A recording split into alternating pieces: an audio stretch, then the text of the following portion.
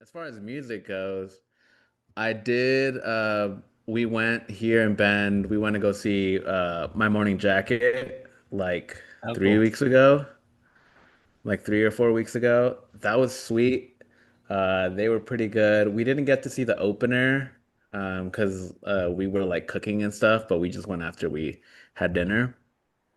But Morning Jacket was really good. Nice. They were really fucking good. I was hoping they would do more stuff off of Evil Urges.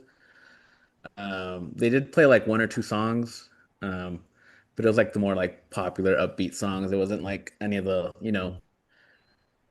like, the cuts or whatever, but it was good. I want to go see them. We didn't get tickets, but we like hung out in the general area for Rufus Du Sol. That was pretty fucking sick. Glass beams, fucking killed they opened for them and it was sweet. So yeah, I've been hanging out a lot outside. I've been seeing some live music, been able to catch some live music, so it's pretty sweet. Heck yeah. Right on. Um, yeah, let's get into that's sick. How's that floater show, Dorian? Oh, dude, Right. that was a trip. Yeah. So, uh, I guess we'll get into it. Yeah, we'll get into it. It's What You Spinning, episode 96. I'm Dorian. That's Matt. That's Jake. We're talking music. We're talking tunes, baby. Uh, little recap. We went and saw Floater. That was my first time going to a show by myself, so that was pretty cool. Floater at the Cuthbert, as Eugene as it can possibly be. Was wondering why Hiding Jekyll's name sounded so familiar. I went to high school with the singer's daughter. I think it's the singer. I went to high school with her and like worked with her at one point, so that was kind of cool. I was like, why do I know? And then see him as Floater comes on stage, like talking to these people, and that gal was there. I was like, oh shit, that's why. But Floater ripped, dude, as we all know. Like they're still crushing it.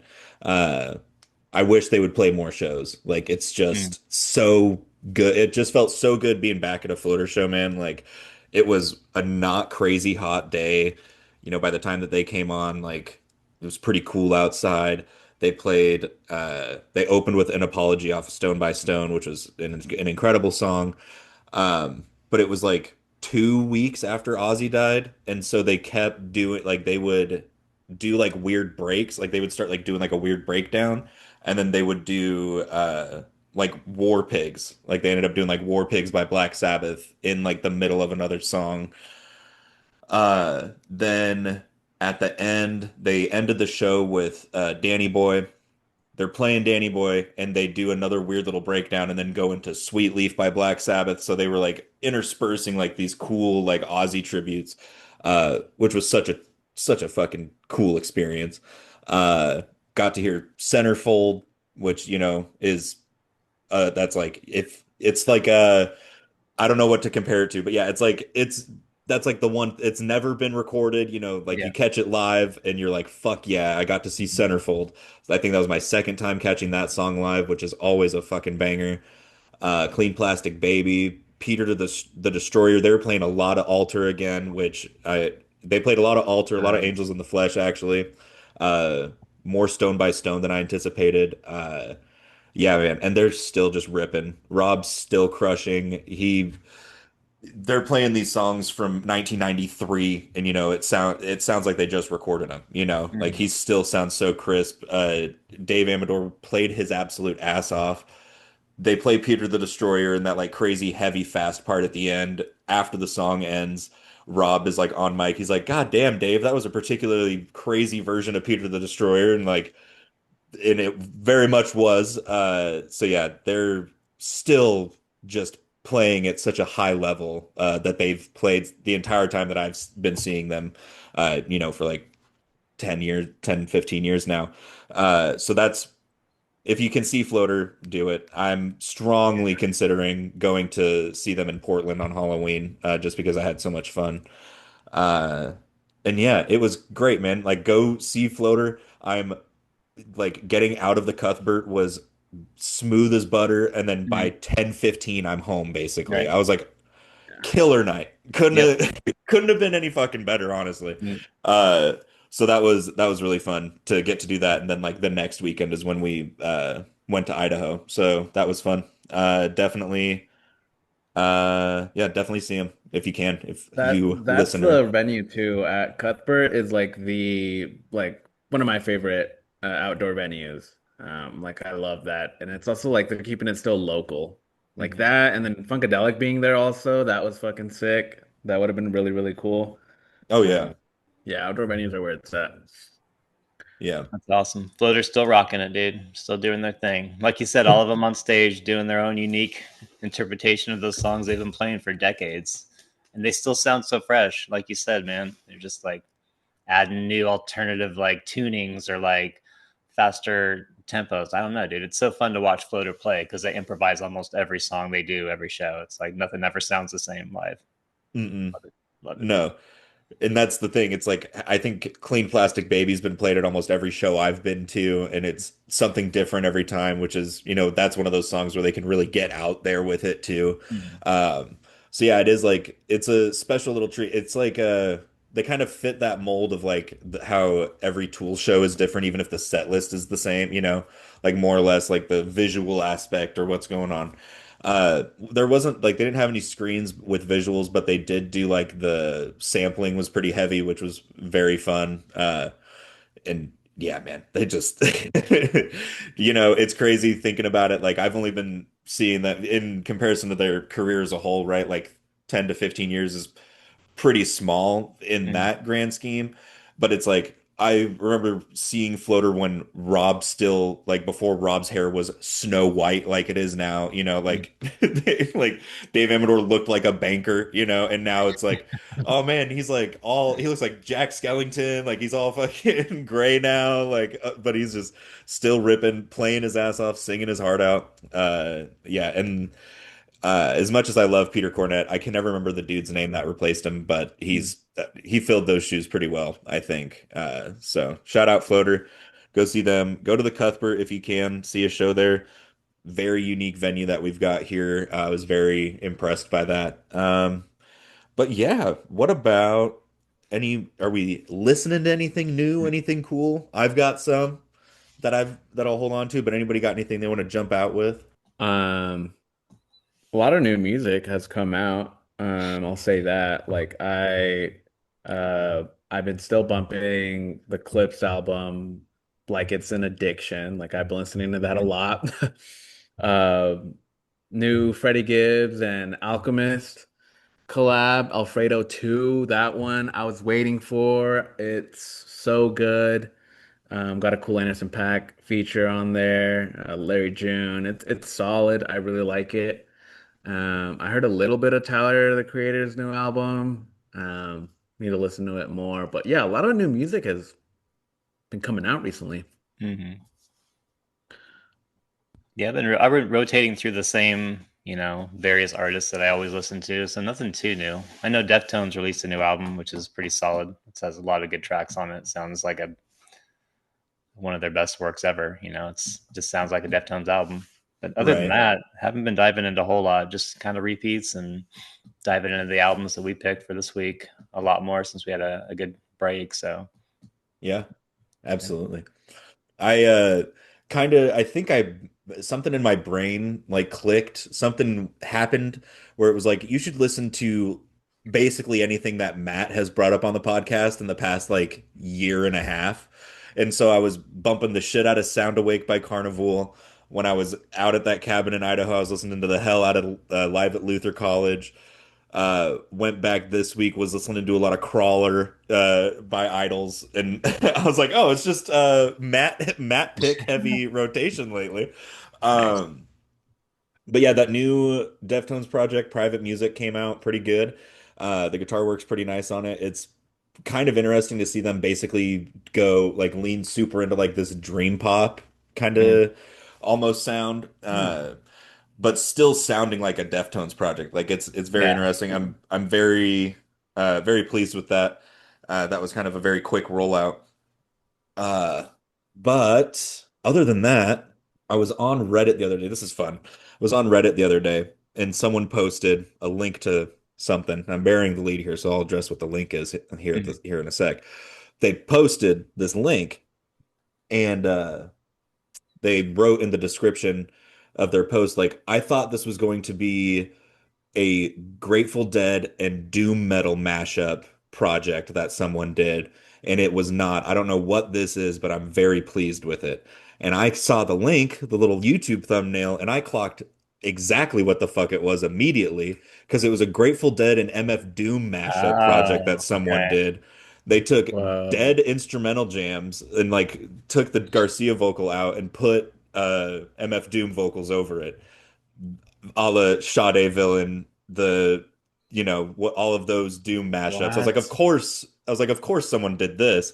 And let me tell you, dude, whoo, it's worth a check out. I would go ahead and give a couple of those tracks a listen. I think it's like almost 50 minutes. I listened to it like once over, but I really got into like the first three songs on it. It's pretty impressive. Okay. Okay. Those people that do the MF Doom mashups, man, their brain is so interesting. It's like, how the hell would Yeah. you think, like, because obviously I love both of those artists, right? Like, I'm Mhm. like, oh yeah, I listen to them within the same hour, within the same playlist. But to have someone be like, yeah, what if we just mix those two? I'm like, hey man, all the power to you.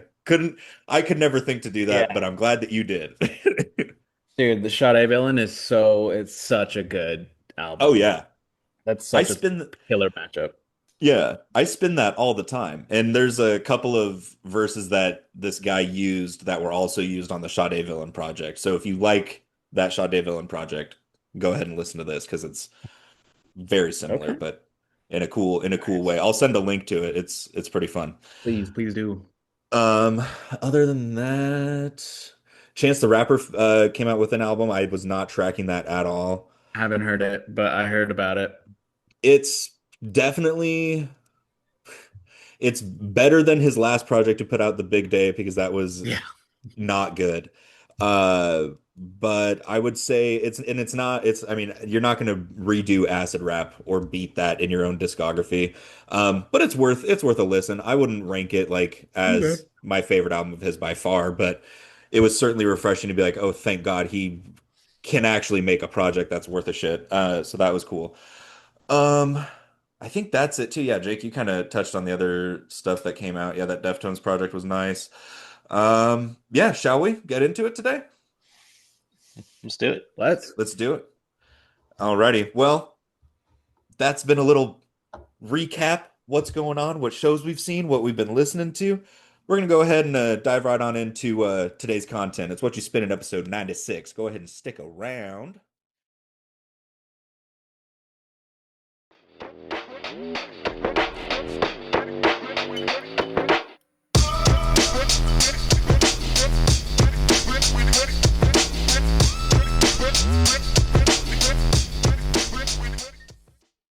To quote this first album that we're gonna bring up, we've been gone for a minute, but we back.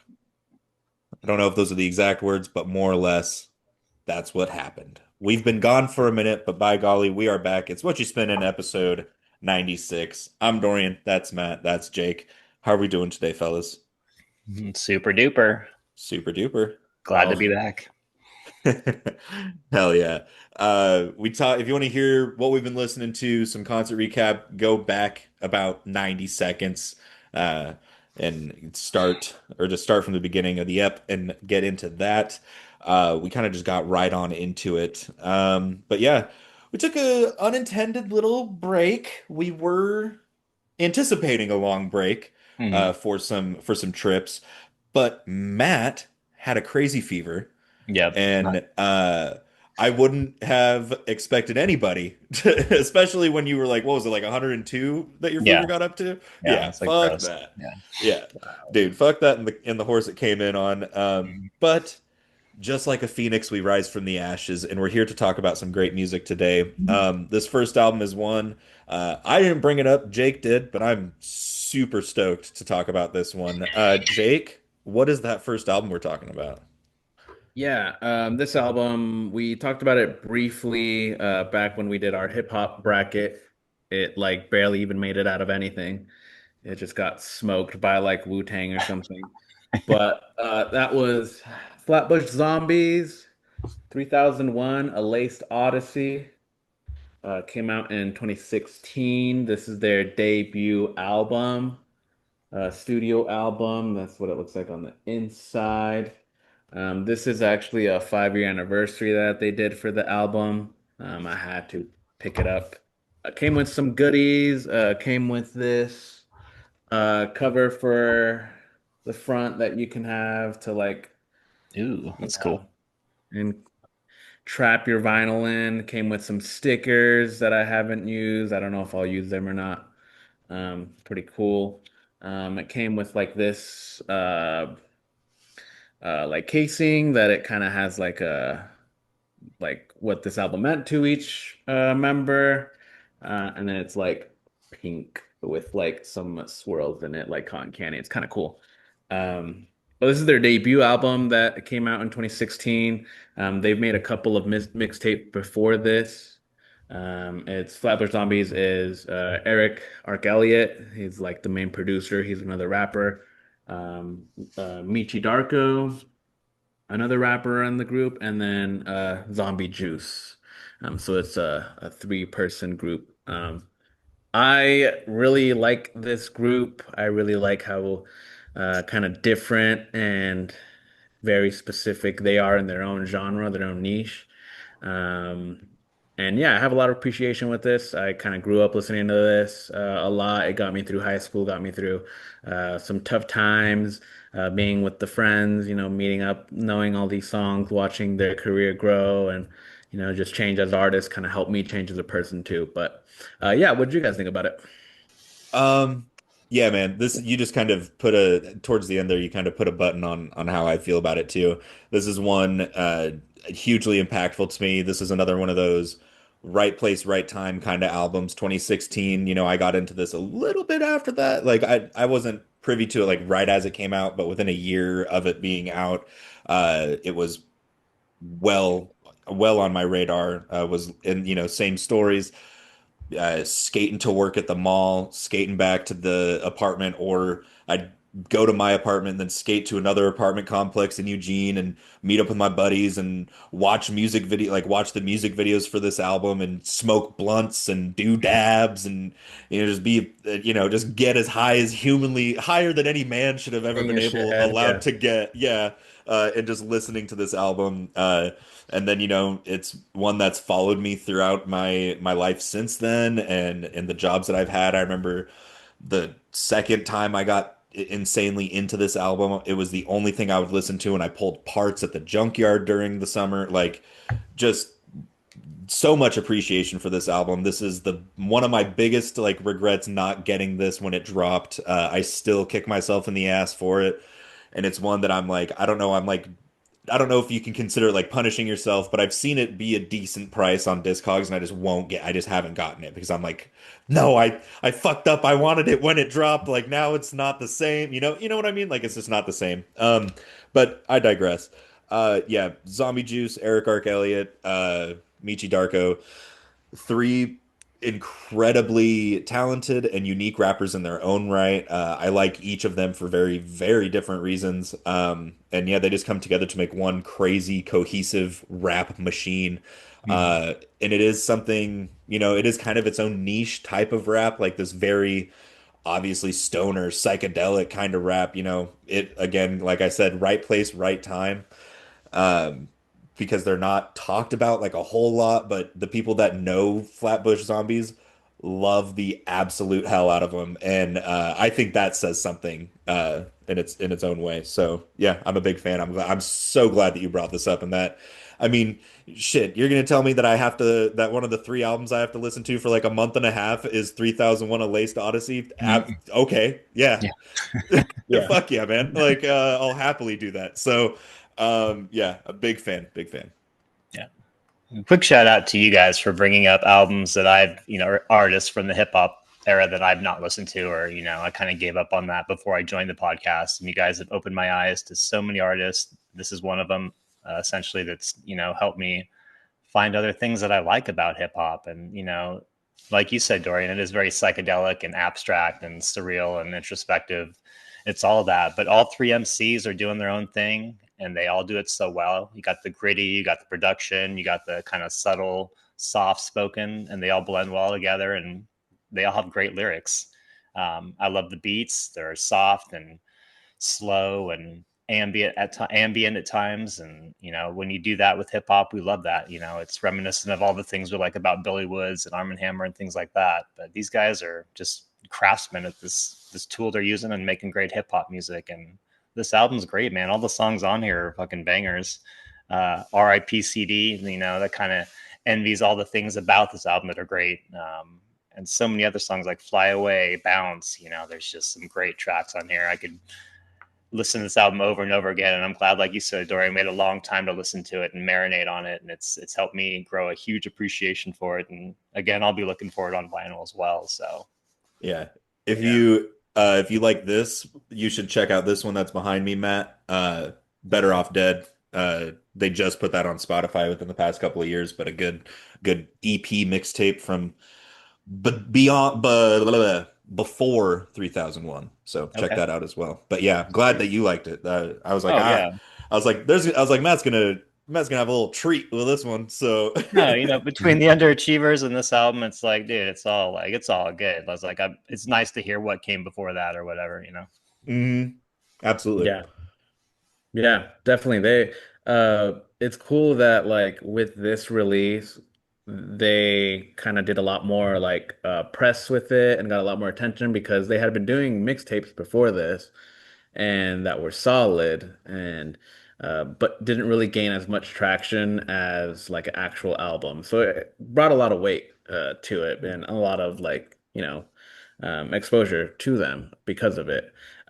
In like one of the things that I was reading on the album, like they said that they lived in Flatbush, all the Flatbush zombies, and right across from them, across the hallway in their apartment complex was the underachievers, was Issa and AK. So they would like make music like daily pretty much because they lived right there, right next to each other. And like that's something that they like remember is like all this time spent with each other, making music, bouncing off ideas, building up to the album, building up to this album. And yeah, you hear it. And like the cool thing about these three guys is they're all each like individually talented. Hmm. Like, you have Eric being one, he's a producer. He's like the main producer, and he produced this whole album by himself. But he also raps, and he's kind of like your more like traditional rapper, And then you have Meech, where he's like kind of a grittier, heavier. He dips into like horrorcore in some of these songs, and their older projects is very much very horrorcore. And then you have Juice, like the fast-paced rapper that he's always bouncing off entendres and being super quick with his rhymes. So it's cool that they have this dynamic, and it's like not a lot of rap groups have this, producer, different rappers doing different things to it, and yeah, it's just unique. It's kind of cool how they were doing it, and just seeing it like real time me being a fan, seeing their growth, seeing their differences, everything come together, culminating all into one project. It was unique, and I definitely one that I like keep coming back to. So I was glad that I could bring it up. I feel like we had to give it a little bit more justice because it just got wiped out in the hip hop bracket. Mm. So yeah. I went and looked at the hip hop bracket at when you first brought it up. This beat Saul Williams' self-titled album in the first round. Um, and then was up against finalist album All Eyes on Me. Ooh, So yeah. just absolutely pink missed it after that. Yeah. It was kind of one of those, as we discussed when we did the hip hop bracket, there was no other option with those two albums in the bracket for it not to be Ready to Die and All Eyes on Me. Like that's just Yeah. how it had to go. Right. Unfortunately, 3001 was one of those wartime casualties. Unfortunately, I was more devastated about that than Run the Jewels getting destroyed as well. But anyway, so yeah, and it's kind of the thing that I really, Matt, and Jake, you both kind of brought up their affiliation with the underachievers, which is something insane, something that we've touched a lot on, and with like the Joey Badass affiliation and everything, and it's interesting. My one of my favorite things about Flatbush Zombies is like their New York style, like we've that's something that we've established. I'm very into the East Coast hip hop and everything, but they've kind of within this one group, you have three different people that each represent like one of those key factors of East Coast hip hop, right? Like Jake, you said it, like Zombie Juice like has like the quick stuff and is like, constantly referencing these old East Coast rappers, which is super cool. Michi Darko's got like that crazy, dark stuff. And they're such students of the game that like it just comes together. It's just such a perfect little soup of East Coast hip hop that these three have managed to create. And then, the fact that how fucking crazy is life sometimes, man, that you just end up across like these three just ended up living in an apartment across the hallway from these other two rappers, and then they would go on to be this new wave of New York hip hop, Mhm. along with a guy named Joey Badass. Like, who could it Yeah. like how does that sometimes, man, it just shit just lines up in such a crazy way sometimes that it's almost unbelievable. So I think that's crazy. Did not know that detail, so that's sick. Yeah. But yeah, hell yeah, man. Yeah, it's really cool. All that talent within such a close range of each other and just bouncing ideas off one another is an incredible thing about. The two standout tracks on this album for me are Trade Off and Good Grief. The way those two blend together, they're like the hardest tracks on this album, and they're just, I don't know, those two tracks. I'm just like, yep, this is this is it right here for me. So The Yeah. instrumental to Good Grief alone is yeah. one of the highlights of this album. Like the string, that like string kind of vibe that it has, like kind of orchestral feel to it. Yeah, Good Grief. I love the rapping on it as well, but that instrumental alone is one of my highlights also. So Yeah. And trade-off, like that beat switch in between Mhm. is like so good, and it like beat switches right into Juice, and like you could tell the dynamic shifts from like Eric's verse to like Juice's fast pace, like rapping. Like just going in, the beat switches, that's his turn to go. And then same thing with Meech on that song. And there's another like beat switch where it like slows down and he also comes in like hot. So yeah, this whole album kind of is really good because it like showcases what they can each do individually. Like, don't get me wrong, they have bangers like Palm Trees, like everyone knows Palm Trees, and Mraz, My Team Supreme, like those are heavy hitting songs. But this album, like it's so well polished, everything seems so in tune. They're like so connected each other with how they're rapping, their flows. And yeah, you hear it throughout. They really don't have any features on this either. Whereas in, say like Better Off Dead, they have, like Action Bronson or Danny Brown. This album doesn't have any of that. It's just raw, it's just them, just their producer, their rapping. So yeah, this is probably like one of the better representations of Flatbush Zombies because it's just so unique to them, to what they were doing. and they perfectly executed the debut album, right? Mhm. Like that's what you want. Like you want your debut project for people to come away and be able to say shit like that, to where it's like, yeah, they managed to showcase everything that they're capable of. And they had practice obviously with Better Off Dead and their Mhm. mixtape era, but yeah, to have it be this polished and everything, you forget, or it's easily forgettable that it's their debut. You're like, because of how you're like, oh, this is super professional, like this Mhm. is insanely well done. And it's like, no, it's literally made by these three dudes and like one dude who featured, like it's Yeah. legitimately just them. Like that's Mhm. and this is their foray into an official release. So, yeah, crazy shit, man. Mhm.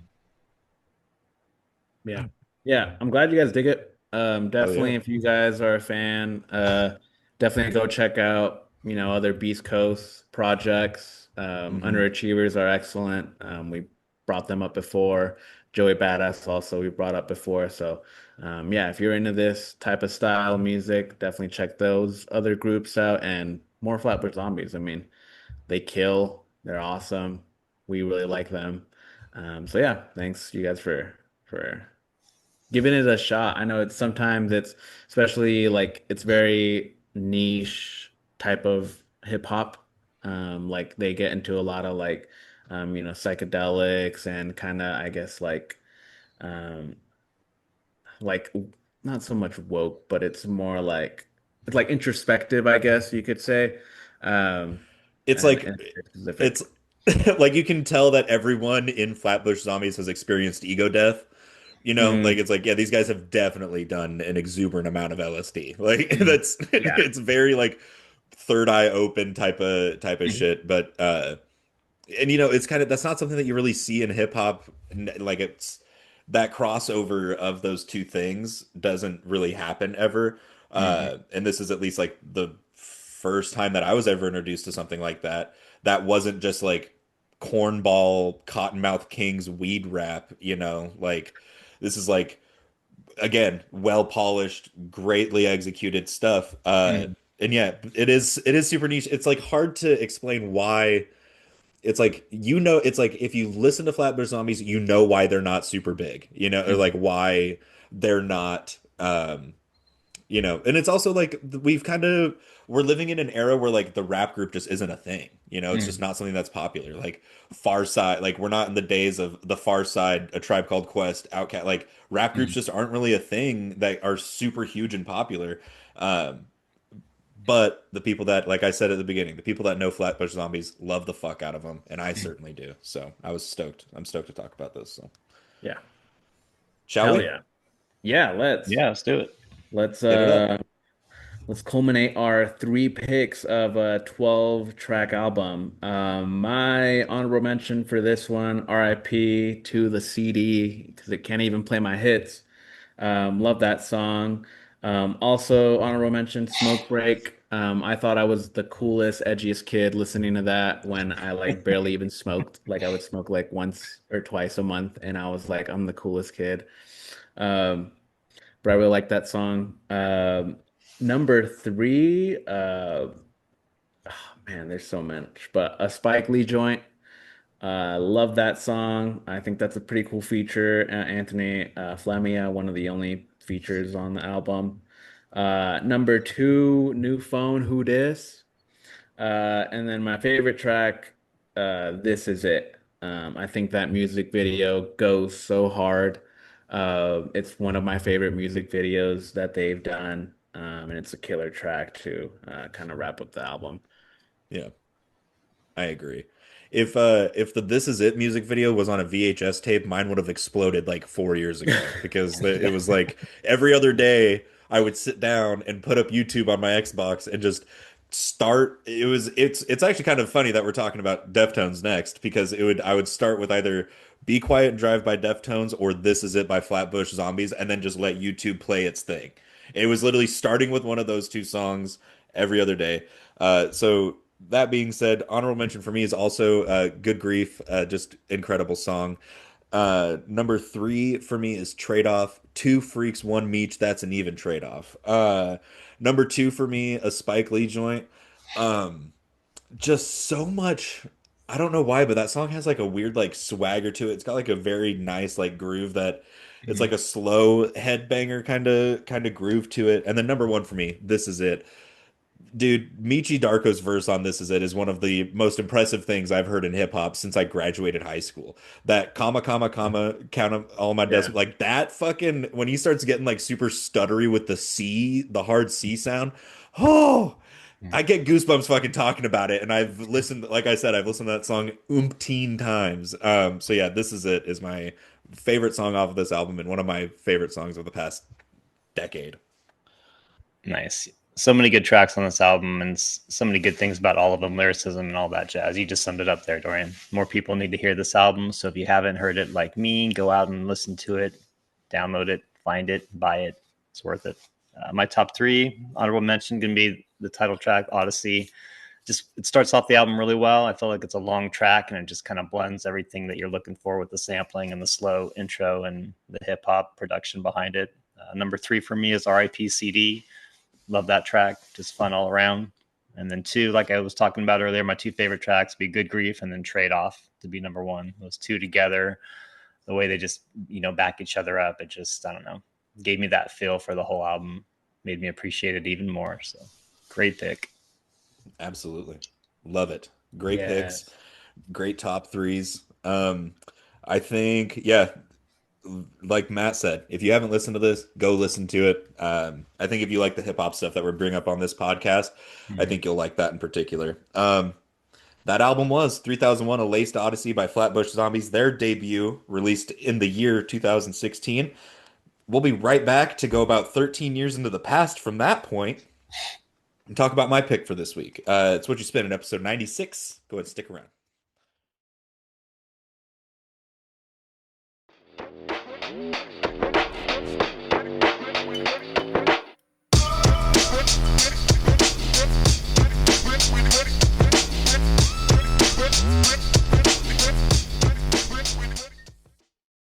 But we gotta keep moving.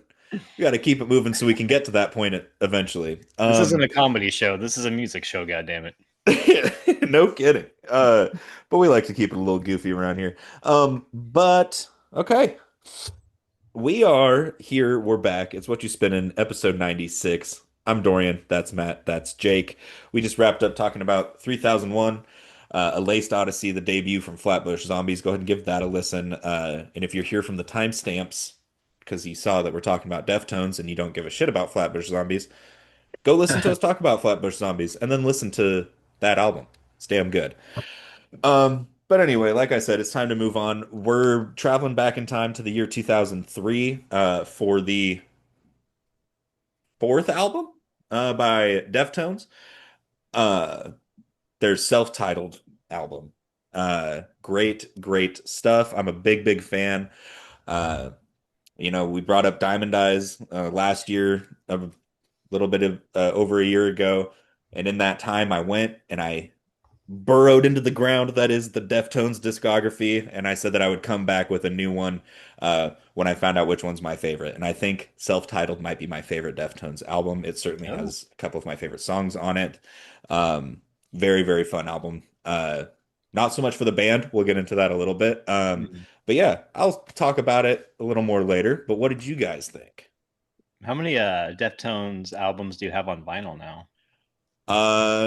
I have all of them except for two. Include Wow. I Okay. picked up the new one. Callie at Moonrock actually held on to a copy for me, so I picked up the new one on Friday. I think Nice. I'm missing their debut Adrenaline and then their album from I think 2016 called Gore. Those are the two I'm missing. But yeah, I think that makes seven of them because I think they've now put out nine. Very cool. Yeah, this album was super heavy. I don't think I'd ever listened to this album all the way through. I've heard a few songs like Minavera and like a few other ones, but not from back to front on this one. And man, it's a little bit darker than some of the earlier stuff from before. Like I know they had White Pony come out, and then this kind of followed that a few years later. And it's definitely got a different feel to it. I know it's probably a little bit more kind of introspective as to what's going on within the band and maybe within people's lives at that time, but definitely a different feel. Not to say that's a bad thing at all. It's really fun all the way through. Like I said, Minavera is a top track on this album. Really like the song Death Blow. Chino's doing his thing throughout the album lyrically, doing his soft tiny little whispers and then also doing his screams. And you got the guitar that I think the guitar just kind of sets the album apart with the wall of sound it creates. That's all you kind of hear is that guitar just sets the tone throughout the whole album, with it starting out with Hexagram, which is a very heavy song. And then kind of just spirals into a complete album from there. But a really well done album. I think this is what you said, their fourth or fifth album. Man, it's great. Good pick. Thank you. Yeah. It's a fun one for sure. Yeah, I hadn't heard kind of same thing with Matt. I only heard like one or two songs off of this. Uh, Looking at their discography, it comes right after White Pony, which is a tough act to follow, which I think is why they got so much hate for this album. Because like I was reading a lot of reviews online and a lot of like Pitchfork and like Metacritic or whatever the fuck were like bashing on this No, album. they hated it.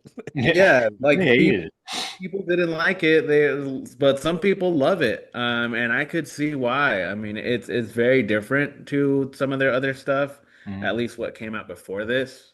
Um, so I could see why people kind of rub people off a little differently. They didn't really like it, but it's Mhm. still pretty solid. It's got some good tracks, really, really good tracks like Good Morning Beautiful. That's a great song. It's got Lucky You kind of just threw me off. I was like, did the album switch? Did something different happen? Right. But I guess they were like one of their band members was like experimenting with like a more like electronic vibe kind of, I don't know, like trip hop, I guess. Um but yeah, it's cool that it has some different aspects, some things that you wouldn't necessarily hear from a Deftones album, but you still hear most of the album and you can tell that's what it is. So I think they keep it still traditional to themselves, but yeah, pretty solid pick. Yeah, it is. It's like you said, having to follow up an album as insanely massive as White Pony was is no, that's not a small ask at all. And it's also like, so with that, they also dealt with rapid success, like Around the Fur was a decently popular album. I mean, in the genre, Mhm. like along with those early new metal acts, Around the Fur was one of those albums that kind of got thrown into it. But then White Pony comes out and they get like radio play, like an insane amount of radio play, mainstream attention. And so it's the tale as old as fucking time when these young kids, because like Chino's like maybe 23, 22 years old.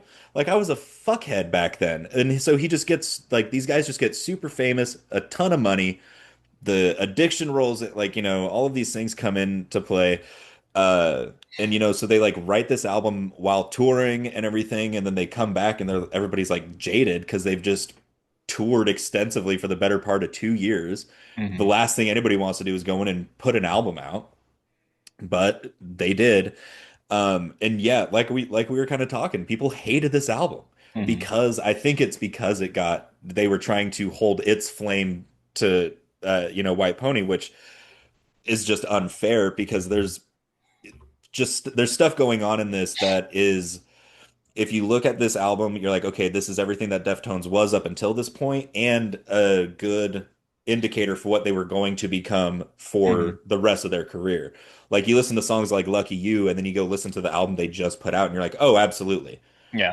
Of course they ended up putting out private music, Yeah. and also to say the same thing, of course they end up putting out, projects like Diamond Eyes, Mhm. like you listen to song like I listen to Hexagram and Needles and Pins, and then go Mhm. listens to songs like the title track off Diamond Eyes, and it's like, oh, of course.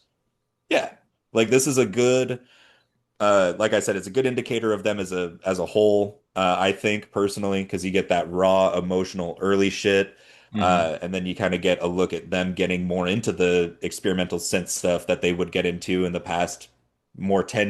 last 10 years of their recent career. So, Mhm. yeah, I think this is and it's kind of funny to me because I still don't think, like, nowadays, I don't think people like it really still. The Mhm. band still doesn't like it, oddly enough, but I'm like, dude, this is easily the best one they've got. I don't Yeah. know. I'm like, it's one of those things, as a fan of music, you're like, oh, my favorite one's the one everyone hates. What the hell? But anyway, yeah, I'm glad that we got to listen to this one. I was holding off on bringing it up, but I'm glad that you guys enjoyed it.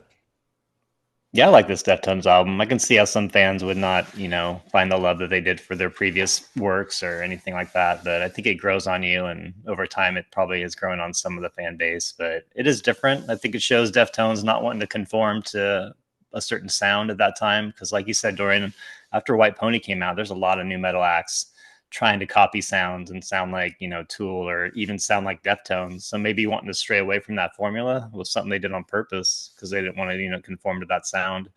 And more power to them for whatever reason they did it for. But this album's great, and after this, they just kept making great albums. So just because they have one that people don't like doesn't mean you stop making music. They just keep going forward. And these guys are a great bunch of musicians and have been doing their thing and kind of crafted their own sound. And to be honest, they are kind of the new metal sound in my opinion, for the most Yeah. part.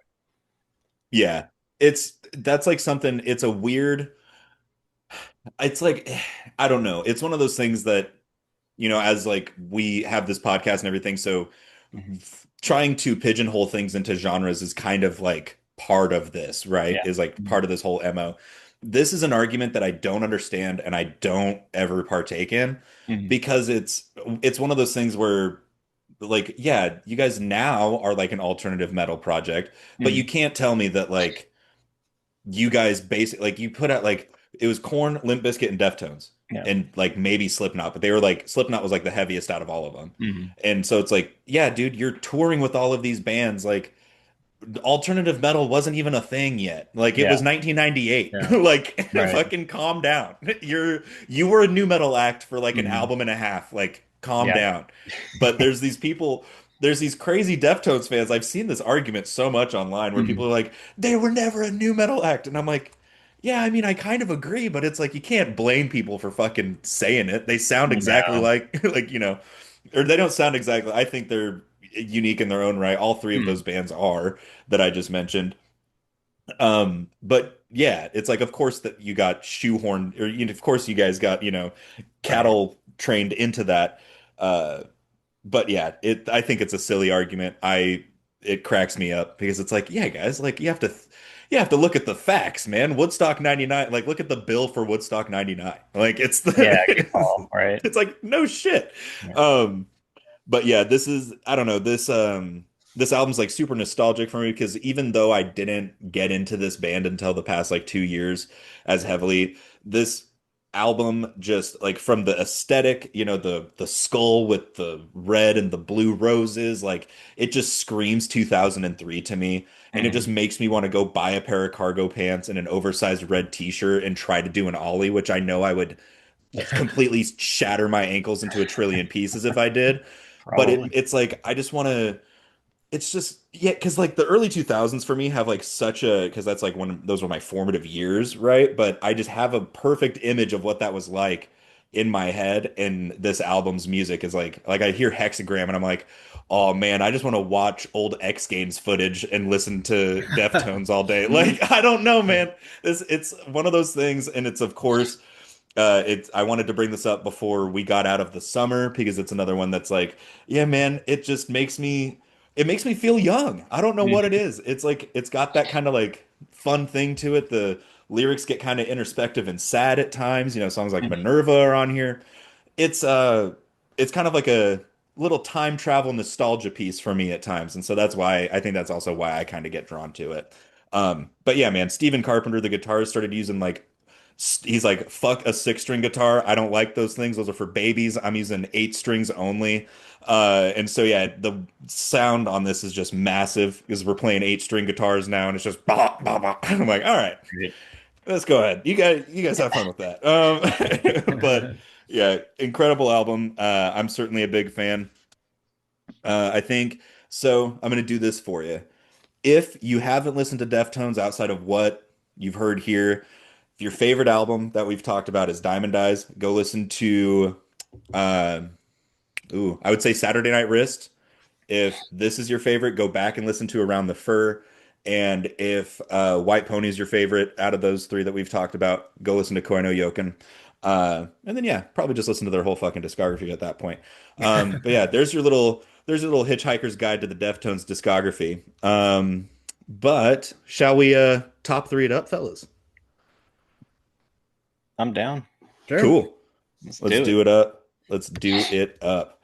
Honorable mention for me is Minerva. Great song. That one live was incredible. Very fun track. Number three for me is a more recent one that I've been getting into, Battle Axe. I don't know why, but like the vocal when he's saying "You make me so proud" is just like, oh, it gives me chills Mhm. just even thinking about it. Number two for me, Matt, you mentioned the song "Death Blow." That guitar intro, oh, that opening riff is just so Mhm. sick. And then number one for me is Bloody Cape. I think it's one of my favorite songs. It might be my favorite Deftones song, honestly. And I about shit a brick when they played that one live because it was the last thing I thought they would play. I was like, oh, they're not going to do that. And then Chino just crushed it. I was like, oh my God, he can still do it. Fuck yes. Incredible. So yeah, Bloody Cape's my favorite. I'll go. I pretty much had like a very similar take to yours, Dorian, as far as top tracks. Um, I feel like definitely the first half of the album is heavier. Hexagram is such a heavy song to start the album with. And then Death Blow comes in also, Battle Axe, that one's a banger. So honorable mention for me, Minerva. I think that's probably like the more popular song on this album. Um, Number three was Good Morning Beautiful. Number two was Battle Axe. I really liked that song. And then Bloody Cape also. I really got myself listening more and more to that song as I was listening to this. We didn't talk about either, but Moana, I think that one's a really interesting track. I feel like they kind of just snuck that one in on the album. It kind of threw me off also. But yeah, top track, Bloody Cape. Yeah. Nice. That is a good that you bring that up. Yeah, because the end of the album, it's anniversary of an uninteresting event, and then goes into Moana, and it's like super soft, like very, kind of like almost cheery. I don't know, makes you kind of like feel good. You're like, wow, that was a really Mm. hard journey we just went on. I just got screamed at for 11 of these songs. Well, that's a good journey. And then Moana comes in and you're like, ah, like, you're like, Yep. Jesus Christ. But it's got like a nice little like crescendo, like lead into it, like actually Mhm. being this like heavy kind of grandiose kind of sounds like if the album were a building being constructed, Moana is the TNT that completely crumbles it. I just imagine them playing that song in a collapsing building. So yeah, good for bringing that up. But Matt, what are your top threes? What Well, you got? we're gonna start off with the honorable mention as always. Just the way to start off the album with Hexagram is just heavy, and it definitely is, kind of rounds out what the album's gonna sound like, and overall a different kind of movement for the band itself. And then number three, Lucky You, like Jake said in the beginning, it kind of throws you off. You're like, what just happened? But all in all, it sums up what this band does well, and they make great songs. Number two, Minerva. Can I say the word? Not really well. There it goes. Great song. I think it's one of the more catchier Deftones songs, and probably one that a lot of people know from this band. And it's a really good, catchy song. And then Death Blow. That's a song I hadn't heard by Deftones before, and now it's one of my favorite songs from this band. So great pick. Thanks for bringing this up. Again, I not listened to much Deftones throughout my life until I joined the podcast. So shout out to you. That album Behind You. Love that album. Seen the Oh, Butcher, whatever that song's called. Holy shit. yeah, dude. You've seen The Butcher, incredible Yep. track. Yep. Yeah. So good. It's yeah, this was I went from Diamond Eyes right into self-titled was my next one to try to get into, and I was very pleased with that. So, and I'm glad that you guys liked it. I thought it was a Yeah. kind of an interesting one to talk about after, Mhm. covering White Pony and then Diamond Eyes. But yeah, thanks for sticking it out with me. That was a fun one. I think it was good to squeeze it in before the summer ended here. Probably going to do that for my next pick. Hint, hint. Uh-oh. But before we even think about talking about that type of stuff, we've got an absolute masterpiece to talk about with Matt's pick for this week. You're going to want to go ahead and stick around. That was 2003's self-titled album by Deftones, their fourth album in their discography. Go ahead and listen to it. Go ahead and listen to their new album, Private Music, that just came out. I think you'll be pleasantly surprised. It's so up and people are very 50-50 on it, but it literally just came out, so please calm the hell down. But yeah, we'll be right back to talk about Matt's pick. It's What You Spinning. Peace.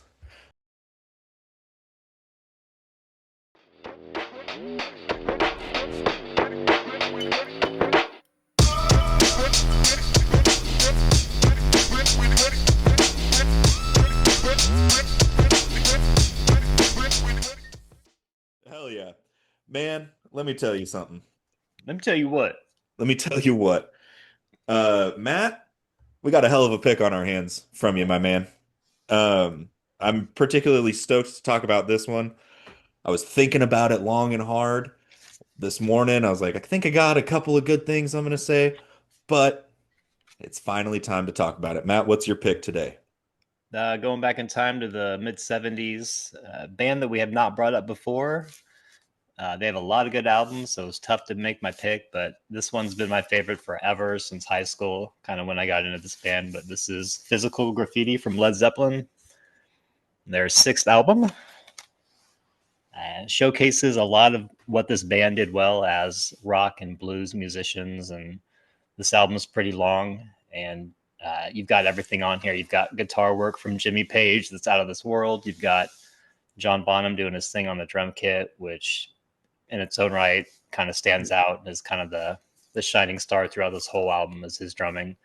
And then Robert Plant doing his thing on the vocals with his high pitch. Sometimes you don't know what he's saying, but that's all right. It's Robert Plant, and he's a good vocalist. But Led Zeppelin, one of those bands that has kind of defined that rock genre from the late '60s, early '70s, and there's not a whole lot of bands that sound like Led Zeppelin.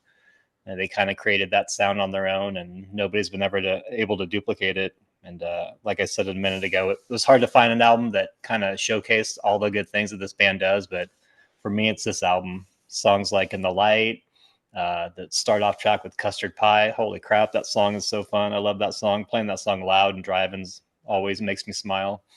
But a lot of great songs on this album, a lot of good musicianship and lyricism all around, talking about different themes and different books and things like that. But what do you guys think? Yeah, it's crazy, man, because this is their sixth album, and it's just as monumental as the first five or the first four, which, that's like Led Zeppelin 1 through 4, like those are the Zeppelin albums. I went through and looked at the track list for each of the albums leading up to Physical Graffiti. They Mm-hmm. would have been millionaires off of the first three albums alone. They didn't even have to make Stairway to Heaven. They didn't Yeah. have to make Physical Graffiti. Kashmir didn't have to exist, dude. Mm-hmm. They were done. They were good. I guarantee it. Like the royalties from Immigrant Song alone would have put their three generations through college. But Mm-hmm. then they're like, no, we have to put out Houses of the Holy, and it's like, all right, come on. And then they're like, no, now we're gonna put out Physical Graffiti, and I'm like, this is just unfair. Because it's crazy, man. Because Led Zeppelin was an early, voyage for me getting into them. When I was a young guitar player, my stepdad told me about Jimmy Page, and Mm-hmm. I was like, oh my God, and was just obsessed with Led Zeppelin for a really long time. And yeah, man, the fact that they like Graffiti is one of those big albums, and it always cracks me up when you get reminded, like, oh yeah, they had already done Stairway, and it's like, Mm-hmm. yeah, they they did Stairway, and then a couple of years later, like, yeah, let's put out Kashmir and what's that one, Night Flight and Mm-hmm. Trampled. Like, yeah, no, oh yeah, you think Immigrant Song's cool? You ever hear Trampled Underfoot? And it's like, no, you can't do that. Like, it's mind-boggling to me. So I think that's truly remarkable for them to be able to have done. So hell yeah, I'm glad you brought this up. It's always tricky when you have such a prolific band as Led Zeppelin to Mm-hmm. what album you want to talk about. And I think you nailed it perfectly. With if that was your goal, to get like a good album that encapsulates everything that Led Zeppelin is, I think Physical Graffiti is a hell of a pick to do so. So hell yes. Nice. Yeah. No, this is my first album like fully listening to Led Zeppelin. I used to be a hater. Like I for no reason, no apparent reason whatsoever. Like I just didn't like Led Zeppelin. I don't know if it was because I heard Stairway to Heaven every time I went into Guitar Center to get like new strings or whatever. Like I just didn't like them for whatever reason, and I was just ignorant. I didn't know. I didn't know what I was missing out on, and it's a damn good of an album that I feel like I should have definitely stumbled upon earlier in my life. 'Cause yeah, it's like you said, Matt, like you summed it up. It has like the typical rock, but it also has some blues. It's got it's like a little bit of folkiness to it too. Like in My Time of Dying, like it starts off that like bluesy, like folky kind of feel to it, and it's 11-minute song, so it's really long. And then Yeah. it lets it build up, it lets Mm-hmm. it, stir the pot, and then boom, it hits you with it, and it just hits like a freight train. Mm-hmm. So, you have songs like that, and then you have calmer, like acoustic tracks, like a Bon Your Hour, however you pronounce that, and like really cool backstory to a lot of these songs and like what they were doing. So, and even like the album, the backstory to that, all the pictures that are on there. So it's like kind of cool that like all of this, like it's kind of like a time capsule now. Like I'm just now discovering this. I'm just now listening to this. Like I feel like a new, like I just put on a hearing aid and I'm able to listen to something like this cool. Mm-hmm. So thank you for bringing it up. Definitely, I don't think. I don't know if I would have gone out of my way to listen to this. I know people love this album. People love Led Zeppelin, and I see why. Now I understand. And now I want to go back and listen to their other stuff because, yeah, made me a fan.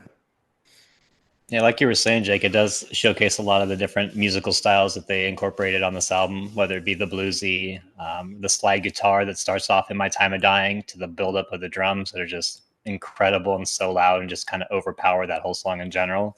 And then songs like Kashmir, where they get the Middle Eastern kind of guitar with the sitar vibe and stuff like that. So, Mhm. Led Zeppelin was doing that before a lot of other bands were kind of incorporating those sounds. So, not like they're a pioneer, but they definitely made it more accessible and popular because Kashmir is probably one of their more well-known songs for sure. But I'm glad you like this album. This is definitely one that showcases this band and all the talents that they have. Yeah. Well, and it's almost refreshing that this album's as good as it is, right? Because to have it be the sixth one is, it's you want to keep the people interested. But Led Zeppelin was, in my opinion, is one of those like there's these they occurred in different time eras in early rock and roll. Mm. But there's like the three biggest acts that influenced what rock and roll was going to become, and no one ever was able to replicate it. Led Zeppelin's one. The other Mm. two are Sabbath and the Beatles. Like as much as I am a known Beatles, like I used to be obsessed with the Beatles. I think they stink now. Just not a fan. They're But what smelly. Yeah. yeah, don't even get me started on that. Bunch of stinky fucking hippies. As I'm wearing a Grateful Dead t-shirt. Going to a jam band show in 3 hours. But anyway, um, they, the beat like enough about the Stinky Beatles. But anyway, those three groups, came out with like, they played rock and roll. We all knew what rock and roll was, quote unquote, but they kind of shone a new light on it, and it was a new and interesting take on how to play it. Led Zeppelin was loud as hell. John Bonham was beating the absolute shit out of his drums. John Paul Jones was playing keyboards and bass. What the hell? It's like Geddy Lee before Geddy Lee was Geddy Lee. And, Robert Plant, his whole thing. Jimmy Page is playing slide guitar as a hard rock musician. Trust me, with listening to this album for the past month and a half, I've got like three different guitar slides I'm looking at buying because I think it's about Yeah. time for me to start doing some Jimmy Page. Um, but yeah, man, the band is tight as hell. They, they really changed the landscape. Like, and it's always one of these British bands, they just happen to come out and get big, and then, they're one of the biggest acts of all time. And so yeah, I think that's kind of interesting to me. That's kind of what I was thinking about today was that whole Beatles, Sabbath, Led Zeppelin. Without those three bands, do we have idols? Shit like Mm. that. Like, just weird things I was thinking about, man. But Yeah, it's a go great ahead. album. Yeah, I'm glad you guys all liked it. It's Yeah. one of their best. So many good songs on here. 15 solid tracks that span all the fun genres. Yeah.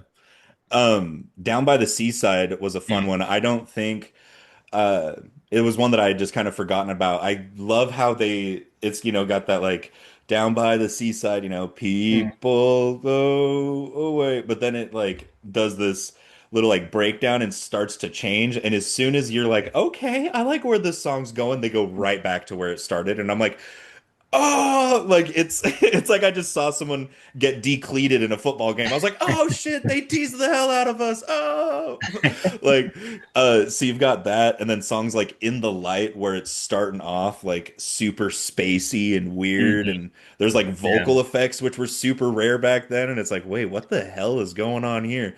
Yep. And I think that it's man, I just every time I would listen to this album, I was like, man, there's something new I'm taking away every time, and that's Mhm. something to be said when we listen to it for this long.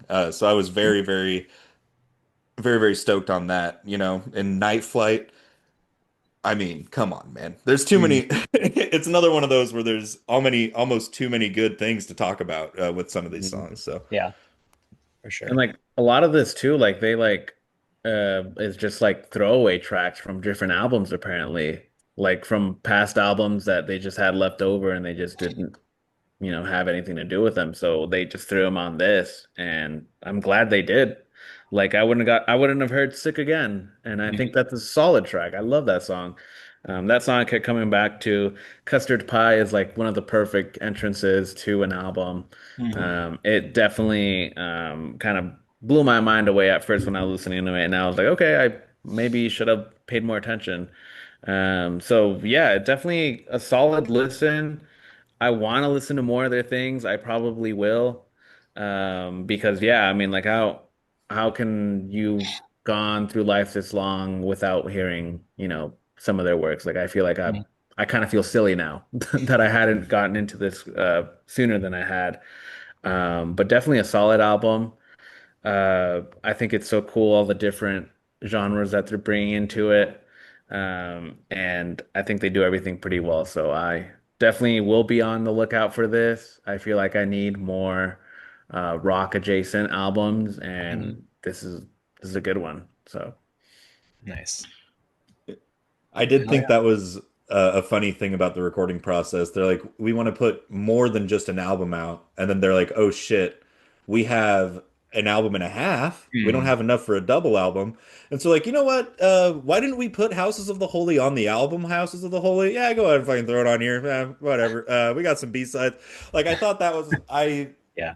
I don't think, like, because that was before I was knowing, like, I knew all of this shit about music when I Mhm. first heard this album. So I never put that connection that they had an album, Houses of the Holy, before this. And so I was like, oh, okay, like that's kind of silly, but then it makes sense. They're like, oh yeah, it was just like a scrapped song. Mhm. And it's funny to hear that and then go and to have that knowledge and then go listen to this album. You're like, but it sounds so put together and like so intentional.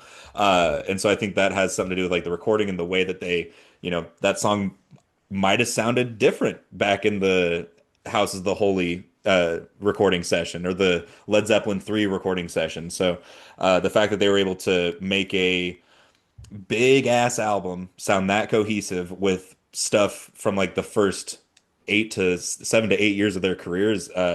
I like that a lot, actually. I think it's funny that they're like, rather than no, just cut those 5 songs. We'll save those. They're like, no, no, no, no, no. We need to. It has to be a double album. It throw it it in. can't not be. It can't not be an hour and 20 minutes long. It has to be. But it's also, it's sometimes these runtimes on albums like don't feel as long or as short as they are. Like this, it's an hour and 20 minutes, and I'm like, it kind of goes by quick, Mhm. because I think they are doing so much, kind of turning music on its head at certain points that it's like, okay, it keeps you entertained for that long. So hell yeah, I love that. I think John Paul Jones' bass playing on this is super tight. He sounds super locked in. Um, it was like the first time listening to a Led Zeppelin album where I was like, oh shit, I actually kind of want to learn some Zeppelin bass lines because the guitar riffs are what everybody wants to learn. Mhm. But then you listen to you get a physical graffiti and you're like, oh, John Paul Jones actually can thump around on that little 4-string bastard. So shout out to him. I like that a lot. Hell yeah. Well, shoot, let's dive in the top threes if you all ready. Let's do it, man. Hit me. Let's do it. Yeah, I'm glad you guys like this. Like you said, Jake, some people sleep on this album because they're like they've heard Stairway or Yeah. I think they have signs inside Guitar Center that say no Stairway anymore, but no, they don't do that. But there's so many good songs on here. They have other albums. So this is one Yeah. of them. This is one of them for sure. For me, honorable mention is In the Light. That song's one of those songs that I would get stoned and play that intro really loud in the car because I had a nice car, or not a nice car, but a nice sound system. The number three would be 10 Years Gone. I like the flow of that song. We didn't really talk about that one too much. Good lyrics on that one. Number two, In My Time of Dying. The drums on that song are just incredible and just, man, it's such a long song. It's like a Tool song. I love it. And then Custard Pie, man, to start an album off with that song. And it's just catchy and like in your face and just kind of, I don't know, it just has like a fuck you feel. It's just very like powerful for that time. I don't know. It's really good. So, hmm A hell of a way to start off the album too. mhm. And I love like the speed up bit at the end of that Yeah. song. Like there's a lot of really good stuff about Custard Pie. Mhm. Honorable mention for me is In My Time of Dying. I just love you said that the drums sound absolutely massive on that song. Mhm. Another really good just mixing job. Number three for me was Night Flight. It was a kind of a late addition, but I loved that song this morning. Number two for me, Trampled Underfoot. That riff, man. Bam, bam, bam, bam, bam, bam, bam, bam. It's just like, oh, it makes you just want to head bop. And then number one for me was Down by the Seaside. I think the changes in that and like the surf rock guitar tone. Mhm. Jimmy Page's guitar tones that he was using on this album are just so insane. I loved him, like the fat distortion sound that he's using, the slides, that weird surf one I just mentioned. Yeah, the effects that he was using on this album is just absolutely killer. Oh yeah. Honorable mention for me, Custard Pie. I love that beginning to the album. I think it's perfect. Number three, Bron R. However you pronounce that. Big fan of instrumental tracks. Bonus points if it's acoustic. I thought that song was really cool. Number two was Sick Again. Really liked that song. And then my favorite track was In My Time of Dying. Just Nice. long ass Hell yeah. song, sick ass build up, cough. Like it's perfect. I love it. hmm Hell yeah, dude. I love that. Matt, hell of a pick, my man. Physical Graffiti, Led Zeppelin. Their sixth album, released in 75, right? You got it. Nice. Yeah, that was Matt's pick for this week. This episode 96 of What You Spinnin'. Give it a listen. Give the other two albums that we covered a listen. And for the time being, stick around. We'll let you know what's coming in about 2 weeks' time. It's What You Spinnin'. Peace.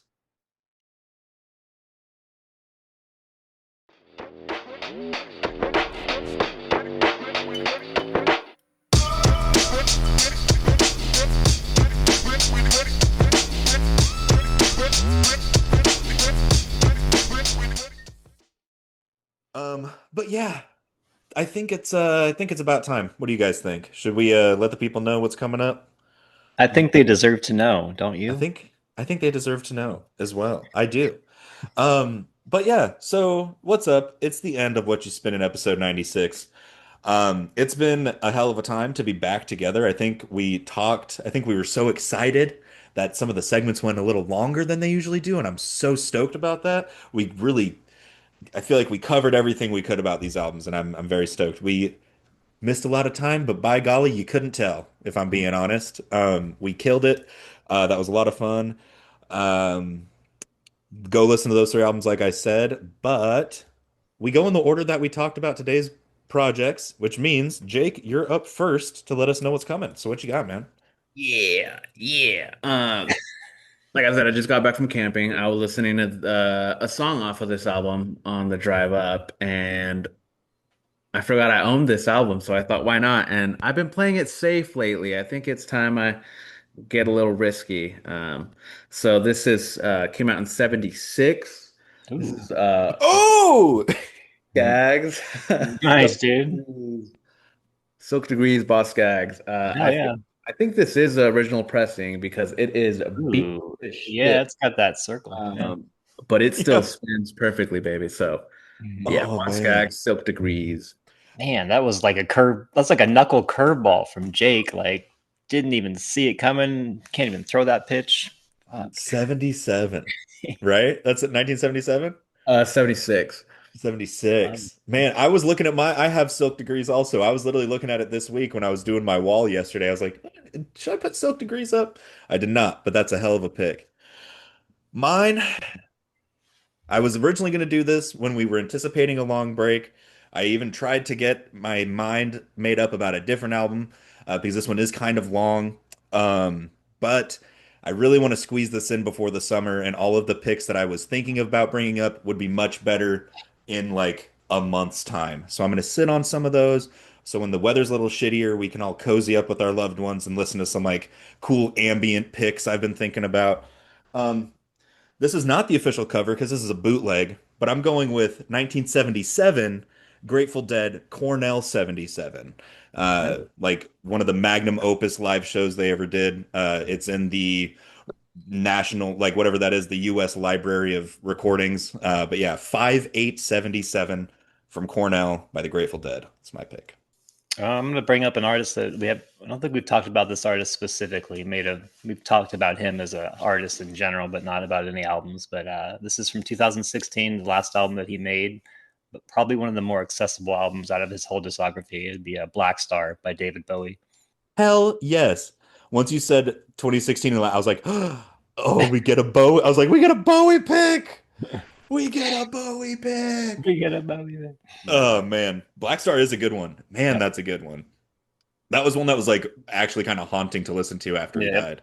it Like is. it was Yeah, fucking spooky, man. yeah, that's That's a hell of a lineup. That's a hell of a pick. Silk Degrees, Cornell 77, and Black Star, David Bowie, Grateful Dead, Boz mother freaking Skaggs, dude. Um, that's gonna be a hell of an ep. That's gonna be a really fun one. Those are like some kind of OG artists, you know, like those are yep. some old head artists. Hmm. So I'm definitely stoked to talk about that. If you don't listen to every song on Cornell 77, that's fine. But certainly give it a shot. Black Star's a hell of an album, so is Silk Degrees. Um, anything you want to tell the people before we get out of here? Or should let's just wrap it up, dude. Wrap it up. All right. Keep Well, the chains moving. Keep the chains keep the moving. chains moving. It's first down. I'm Dorian. That's Matt. That's Jake. Go ahead and follow us on Instagram at Whatchu Spinnin. Follow me at Dorian Dilly. I'm getting really good about posting music I'm listening to. So if you want some good music recommendations, I'm posting at least once or twice a day on my story. Just random shit I'm listening to throughout the day. Support your local record store. If you're here in Eugene, go say what's up to Callie at Moonrock Records. If you're ever looking for something, DM her on Instagram. She's actually very responsive. I did that with that Deftones album. I asked if they were going to get it, and she put it aside for me. Um, and yeah, so enjoy that. Listen to these three albums that we just talked about. Listen to the three that are coming. Stay safe out there. Stay cool. We're almost to the end of the summer. We'll catch you next time. It's What You Spinning. Peace out.